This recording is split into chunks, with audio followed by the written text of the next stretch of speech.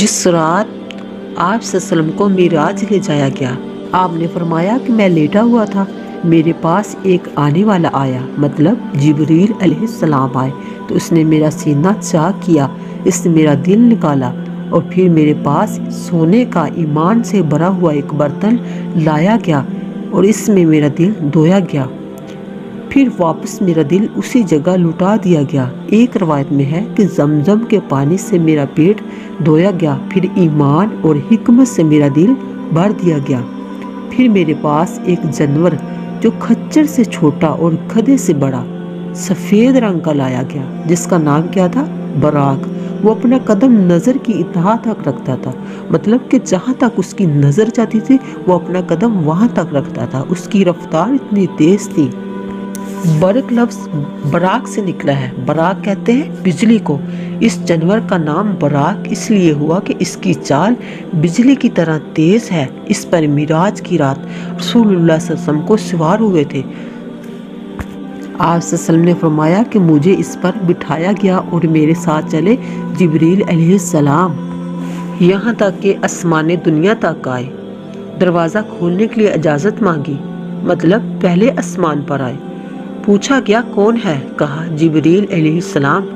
دروازہ کھول دیا گیا اور جب میں اس میں داخل ہوا تو وہاں میں نے پایا حضرت آدم علیہ السلام۔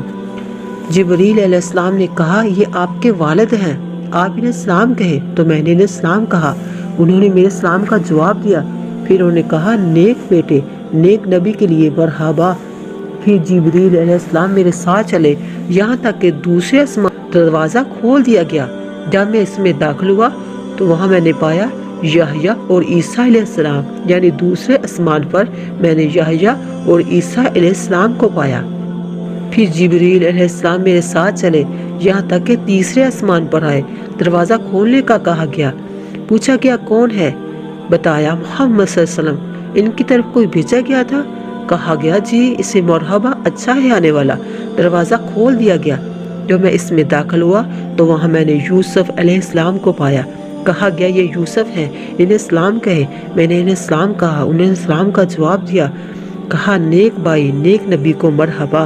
پھر جبریل علیہ السلام میرے ساتھ چلے یہاں تک کہ چوتھے آسمان پر آئے، دروازہ کھولنے کی اجازت مانگی، دروازہ کھول دیا گیا۔ اس میں میں داخل ہوا تو وہاں میں نے ادریس علیہ السلام کو پایا۔ جبریل علیہ السلام نے کہا ادریس علیہ السلام ہے، انہیں سلام کہے، میں نے انہیں بھی پہلے کی طرح سلام کہا، میرے سلام کا جواب دیا۔ کہا گیا نیک بھائی، نیک نبی کو مرحبا۔ جبریل علیہ السلام میرے ساتھ چلے یہاں تک کہ پانچویں آسمان پر آئے، دروازہ کھولنے کی اجازت مانگی، پھر دروازہ کھول دیا گیا اور جب میں اس میں داخل ہوا تو وہاں میں نے پایا ہارون علیہ السلام کو۔ جبریل نے کہا یہ ہارون علیہ السلام ہے، انہیں سلام کہے، میں نے انہیں بھی سلام کہا، تو انہیں میرے سلام کا جواب دیا۔ کہا نیک بھائی، نیک نبی کو مرحبا۔ پھر جبریل علیہ السلام میرے ساتھ چلے یہاں تک کہ چھٹے آسمان پر آئے، دروازہ کھولنے کی اجازت مانگی۔ بتایا گیا محمد صلی اللہ علیہ وسلم، ان کی طرف کوئی بھیجا گیا تھا؟ جی ہاں، اس نے بھی کہا مرحبا، اچھا ہے آنے والا۔ پھر دروازہ کھول دیا گیا اور جب میں اس میں داخل ہوا تو وہاں میں نے پایا موسیٰ علیہ السلام کو۔ جبریل نے کہا یہ موسیٰ ہیں، انہیں سلام کہے، میں نے پہلے کی طرح سلام کہا، میرے سلام کا جواب دیا۔ کہا گیا نیک بھائی، نیک نبی کو مرحبا۔ اور جب میں آگے بڑھا تو وہ رو پڑے۔ ان سے پوچھا گیا آپ کیوں رو پڑے؟ تو انہوں نے کہا ایک نوجوان لڑکا جو میرے بعد نبی بنا کر بھیجا گیا، اس کی امت میری امت سے زیادہ جنت میں داخل ہوگی، یہ کہہ کر رو پڑے تھے۔ اور حضرت موسیٰ علیہ السلام کیوں رو پڑے؟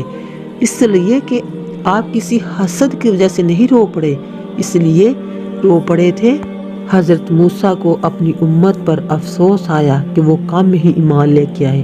یعنی موسیٰ کا رونا معاذ اللہ حسد کی وجہ سے نہ تھا، کیونکہ انبیاء علیہ السلام تمام کے تمام حسد وغیرہ جیسے خصائل سے پاک ہیں، بلکہ ان کو اپنی امت پر افسوس آیا کہ میں مدت تک ان کو سمجھاتا رہا اور بہت سارے معجزات دکھاتا رہا، لیکن بہت کم لوگ ایمان لائے، تو اس وجہ سے حضرت موسیٰ علیہ السلام رو پڑے اور محمد صلی اللہ علیہ وسلم کی تھوڑی عمر میں بے شمار لوگ ایمان لائے اور قیامت تک لاتے جائیں گے اور جنت میں میری امت سے زیادہ تر داخل ہوں گے۔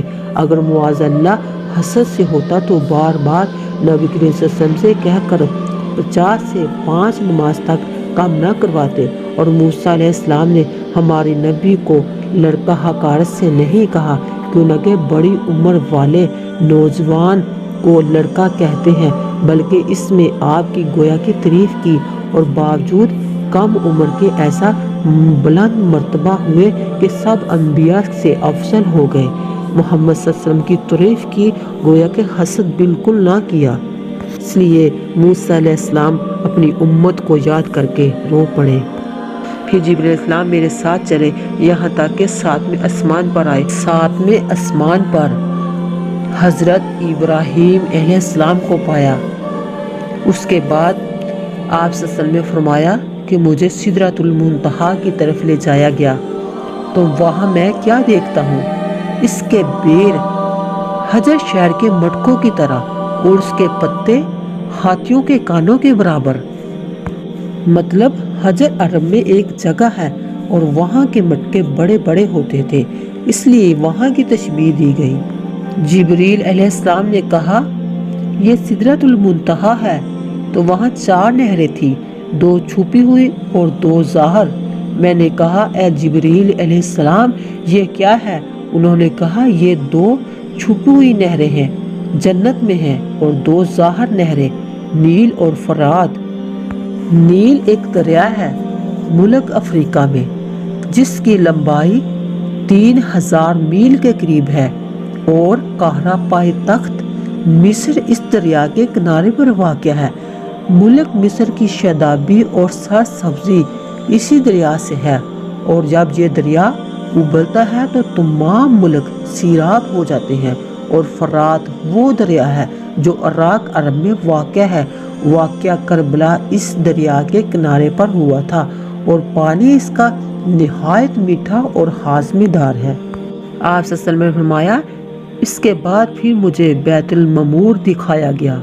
बैतुल ममूर 7वें आसमान पर फरिश्तों के तवाफ का काबा है, जहाँ फरिश्ते तवाफ करते हैं। उसके बाद एक दूध का प्याला और एक शराब का और एक शहद का प्याला, बास रवात में है दूध और शहद का प्याला लाया गया, तो मैंने दूध का प्याला पकड़ लिया। तो जिब्रील अलैहिस्सलाम ने कहा, ये फितरत है, इस पर आप होंगे और आपकी उम्मत भी इसी पर होगी। फिर मुझे रोज़ाना की 50 नमाजें फ़र्ज की गई, तो मैं वापस लौटा और मूसा अलैहिस्सलाम पर मेरा गुज़र हुआ। तो उन्होंने कहा, आपको किस इबादत का हुक्म किया गया? मैंने कहा, रोज़ाना की 50 नमाजों का। तो उन्होंने कहा, आपकी उम्मत पर रोज़ाना की 50 नमाजों को अदा करने की ताकत नहीं। अल्लाह की कसम, आपसे पहले इसका तजर्बा किया है, लोगों को आजमाया है। मुझे बानी इसराइल का सख्त तजर्बा हुआ है। आप अपने परवरदिगार के पास वापस जाएं और नमाजों में अपनी उम्मत की कमी का सवाल करें। नबी करीम सल्लल्लाहु अलैहि वसल्लम फरमाते हैं कि मैं अल्लाह ताला के पास वापस आया तो अल्लाह ताला ने 10 नमाजें कम कर दी। फिर मैं मूसा की तरफ वापस आया तो उन्होंने पहले की तरह कहा।